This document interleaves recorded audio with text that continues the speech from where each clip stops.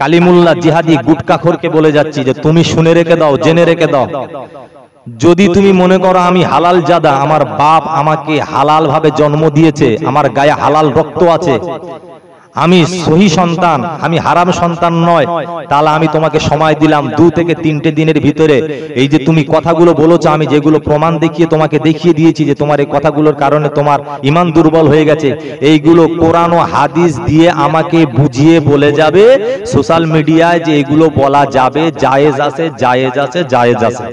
কোরআন এবং হাদিস দিয়ে তোমাকে বলে বোঝাতে হবে। তুমি দুনিয়ার মানুষ দিগকে বোঝাচ্ছ, জেহাদি বক্তব্য করছো, আরো অন্য ল্যাঙ্গুয়েজ আছে, সেগুলো তো ভাষা প্রয়োগ করতে পারতে। তা না করে তুমি ফারিস্তার শানে বেয়াদবি করবে, আল্লাহর শানে গোস্তাকি করবে, রসুলের শানে গোস্তাকি করবে, মাইয়াতের শানে গোস্তাকি করবে। আর হাক্কানি আলেম ওলামারা কখনো এটা মেনে নিতে পারে না। আমি তোমাকে বলে যাচ্ছি, তুমি যদি হালাল বাবার জন্ম দেওয়া সন্তান হয়ে থাকো, তাহলে তুমি 2 থেকে 3টে দিনের ভিতরে তুমি তাড়াতাড়ি কোরআন হাদিস দিয়ে প্রমাণ দেবে। তোমার কোনো মুফতি সাহেব হুজুর আছে, তারা নাকি বলেছে এগুলো জায়েজ আছে, তানাদের কাছ থেকে নিয়ে তুমি প্রমাণ দিয়ে যাবে সোশ্যাল মিডিয়াতে। আমি বলেছি জি, আপনারা আজ থেকে 2 দিন 3 দিন ধরে সোশ্যাল মিডিয়ায় আমার নামে যে গালিগালাজ শুনতে পাচ্ছেন, আপনারা অনেকজন শুনতে পাচ্ছেন না যে আমার নামে কত গালিগালাজ দেওয়া হচ্ছে, কতটা মিথ্যা গালিগালাজ দিয়ে আমাকে বাপ মা তুলে উদ্ধার করে দেওয়া হচ্ছে। আমি আপনাদের একটু শোনাচ্ছি, দেখেন, আপনারা শোনেন। পাথরের বাচ্চা, আমার সাথে লাগতে আসিস না, তোর বাপ দাদারা আমার সাথে পারে না, এমন বলবো কান থেকে রক্ত বের করে দেবো। মৌলবীটাকে চিনতে পাচ্ছেন? ইনি হচ্ছে আমাদের দক্ষিণ 24 পরগনায় বিখ্যাত গুটকাখোর কালিমুল্লাহ নামে, যিনি একটা কথা বললে 4টে কথা ফারিস্তার নামে, জিবরাইলের নামে, ইসরাফিলের নামে, হযরতে মিকাইলের নামে মিথ্যা অপবাদ দিয়ে বেড়ান। উনি যে আমাকে গালিগালাজটা করেছে, কেন করেছে জানেন? আমি গোপালনগর মাদ্রাসার একটা ইসালে সাহাবে আমি কি বলেছিলাম, একটা বক্তব্য করতে করতে হঠাৎ করে একটা কথা বলেছিলাম যে বর্তমান পরিস্থিতি এমন হয়ে দাঁড়িয়েছে, আমরা জোকার জোকার বক্তা স্টেজটাকে নিয়ে যাত্রার মজলিস বানিয়ে ফেলেছিলাম। আর সেখানে কটা কথা বলেছিলাম, 3টে কথা বলেছিলাম। বলেছিলাম যে কালিমুল্লাহ নামে এক বক্তা আছে, যিনি আল্লাহ পাকের ফারিস্তার নামে মিথ্যা অপবাদ দিয়েছে।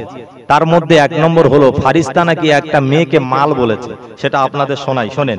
ফারিস্তা দেখেন, আজরাইল তো চিনতে পারছে না, ওয়াল্লাহ এই মালগুলো সব কোথায় ছিল এসব চিনতে পারছি না। মাল বলেছে, এই ফারিস্তা একটা মেয়েকে মাল বলছে, আল্লাহকে ডেকে বলছে আল্লাহ এই মালটাকে আমি চিনতে পারছি না।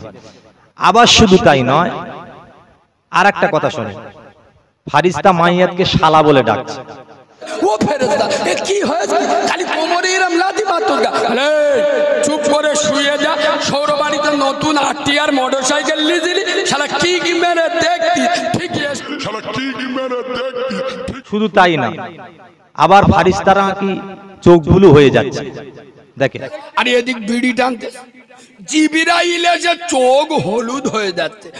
শুধু তাই নয়, কোথায় কোথায় খোদার কসম ফারিস্তার চোখ বুলু হয়ে যাচ্ছে, আল্লাহর কসম ফারিস্তার চোখ বুলু হয়ে যাচ্ছে। মানে আল্লাহকে সাক্ষী রেখে বলছি ফারিস্তার চোখ বুলু হয়ে যাচ্ছে। মানে এই ধরনের যে কথাগুলো, আল্লাহকে সাক্ষী রেখে বলছি ফারিস্তার চোখ বুলু হয়ে যাচ্ছে, আল্লাহ পাক এই মালটাকে আমি চিনতে পারছি না, আল্লাহ পাক আল্লাহ তাআলা ফারিস্তা নাকি মাইয়াতকে শালা বলে ডাকছে। এই যে কথাগুলো বলেছিল, এই কথাগুলোর প্রতিবাদ করতে গিয়ে আমি বলেছিলাম যে কালিমুল্লাহ ভাই, তুমি বালিশ মাথায় নিয়ে চিন্তা করে দেখবে তুমি ইমানদার আছো না, তোমার বেঈমান হয়ে গেছে, তুমি দেখবে। তো উনি আমাকে অন্য একটা জলসায় প্রতিবাদ করতে গিয়ে তো মূর্খতার পরিচয় দেখেন। আমি তোমাকে একটা কোরআন হাদিস অনুযায়ী ভুল ধরেছি, তো তোমাকে বুঝিয়ে দিতে গেলে কোরআন হাদিস সুন্নাহ অনুযায়ী তো বোঝাতে হবে। সে জায়গায় না বোঝাতে পেরে সে আমার বাবা আর মা তুলে দুলিয়ার গালাগালিজ করেছে। এত গালিগালাজ করেছো, আমি তো আপনাকে শোনালাম যে গালাগালিগুলো, আপনাদের তো সব শোনালাম। তাহলে এই যে গালাগালিগুলো করেছে, তাহলে আমি প্রতিবাদটা করার জন্য, আর এনার পিছনে অনেক দর্শক বাহাবা দিয়ে যাচ্ছে।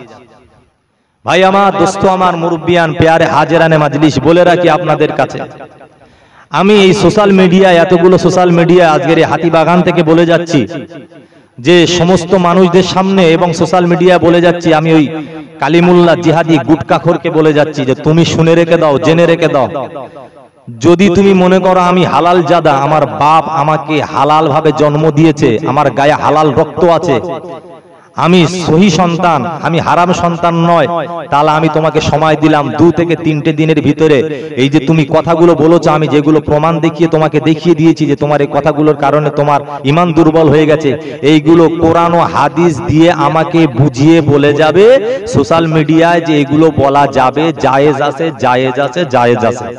কোরআন এবং হাদিস দিয়ে তোমাকে বলে বোঝাতে হবে। তুমি দুনিয়ার মানুষ দিগকে বোঝাচ্ছ, জেহাদি বক্তব্য করছো, আরো অন্য ল্যাঙ্গুয়েজ আছে, সেগুলো তো ভাষা প্রয়োগ করতে পারতে, তা না করে তুমি ফারিস্তার শানে বেয়াদবি করবে, আল্লাহর শানে গোস্তাকি করবে, রসুলের শানে গোস্তাকি করবে, মাইয়াতের শানে গোস্তাকি করবে, আর হাক্কানি আলেম ওলামারা কখনো এটা মেনে নিতে পারে না। আমি তোমাকে বলে যাচ্ছি, তুমি যদি হালাল বাবার জন্ম দেওয়া সন্তান হয়ে থাকো, তাহলে তুমি 2 থেকে 3টে দিনের ভিতরে তুমি তাড়াতাড়ি কোরআন হাদিস দিয়ে প্রমাণ দেবে। তোমার কোনো মুফতি সাহেব হুজুর আছে, তারা নাকি বলেছে এগুলো জায়েজ আছে, তানাদের কাছ থেকে নিয়ে তুমি প্রমাণ দিয়ে যাবে সোশ্যাল মিডিয়াতে, আমি বলে দিলাম। তবে খবরদার কখনো গালিগালাজ করবে না, কারণ জাহেল মূর্খদের কাজ হলো প্রমাণ না দেখাতে পেরে গালিগালাজ করা।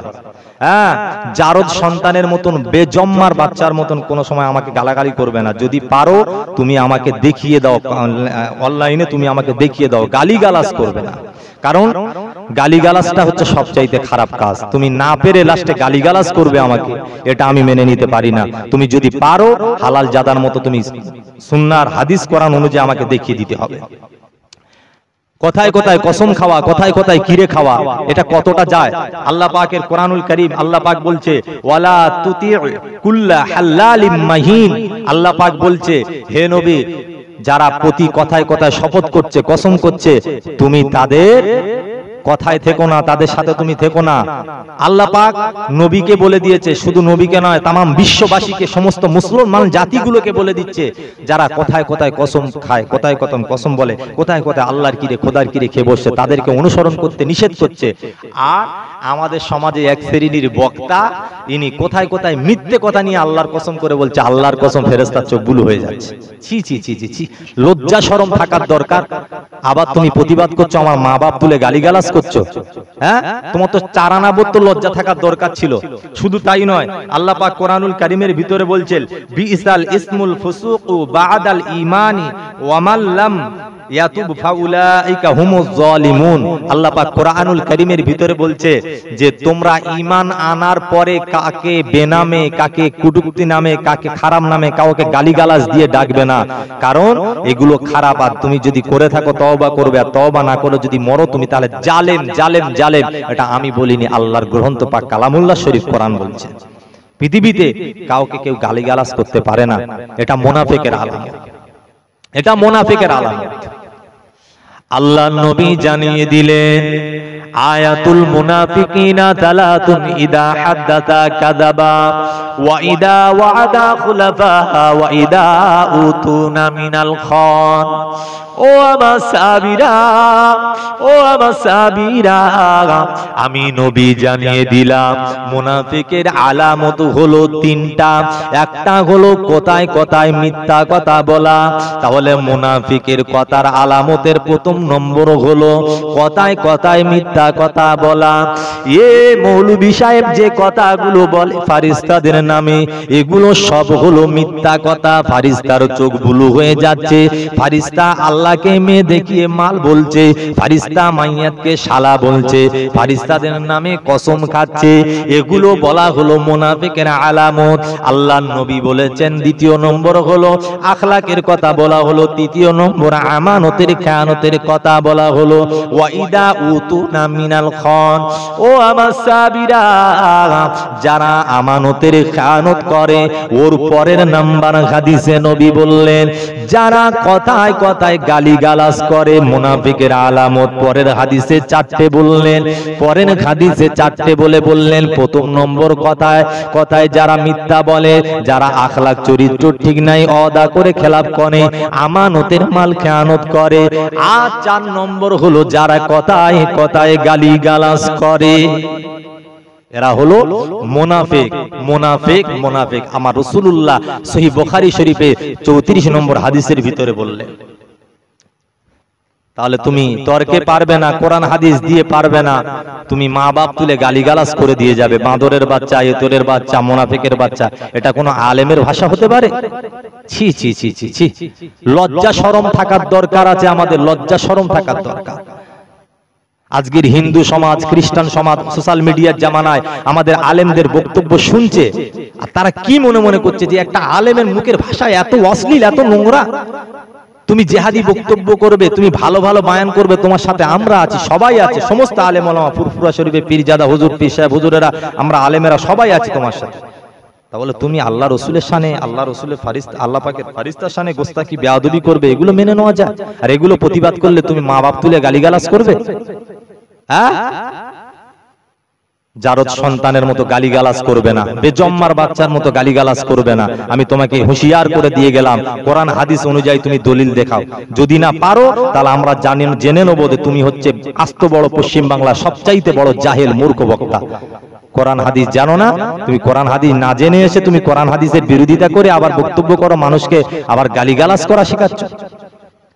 আল্লাহ নবীর জামাতা হযরতে আলী রাদিয়াল্লাহু তাআলা আনহু বলেন, পৃথিবীর জমিনে ওই মানুষটা হলো সবচাইতে মূর্খ জাহেল, সবচাইতে মূর্খ জাহেল।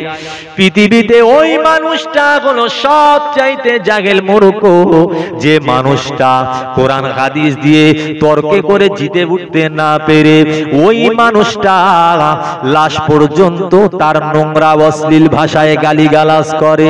আমার নবীর সাহাবী হযরতে আলী বলেন, মূর্খ জাহেল ব্যক্তির তরবার হলো গালিগালাজ।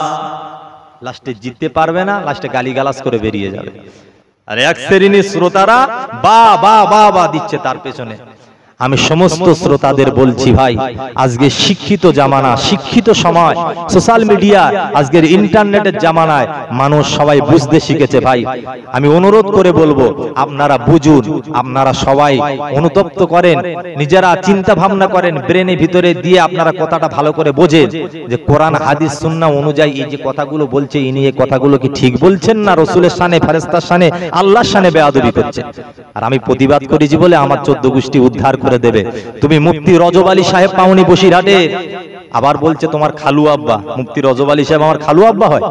বলছে হ্যাঁ আমার খালু আব্বা। তুমি মুফতি রজব আলী সাহেবকে পাওনি যে তাকে এমন কথা বলবো কান থেকে রক্ত বের হয়ে চলে যাবে? আরে তুমি এটা পেয়েছো মনোয়ার হোসেন। মনোয়ার হোসেন, আমার বাড়ি হলো ঢোলা, আমার বাড়ি হলো ঢোলা, আর তোমার বাড়ি হলো উস্তি।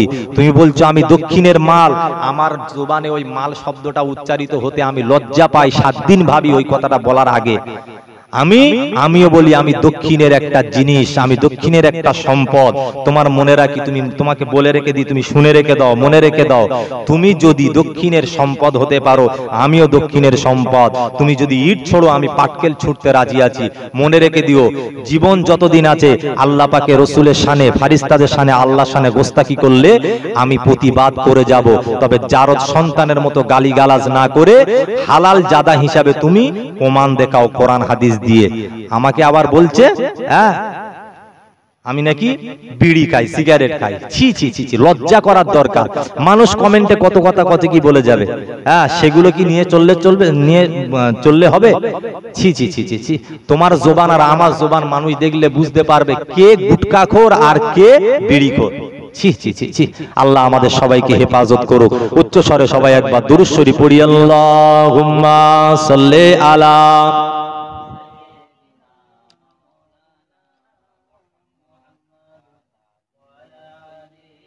কাটো।